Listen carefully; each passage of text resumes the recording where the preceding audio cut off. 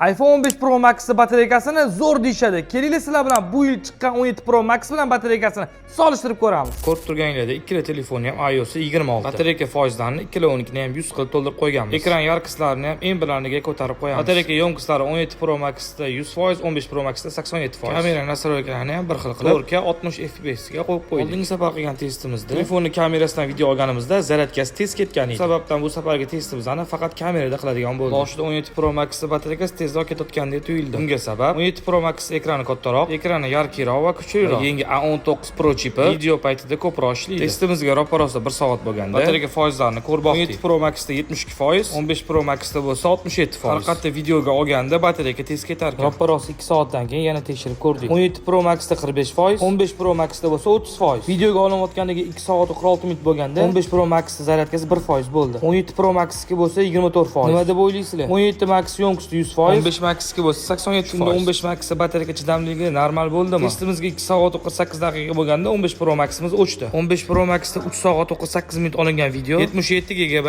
bo'libdi. 17 Pro Maxda olingan video esa 103 GB bo'libdi. Gap yo'q lekin.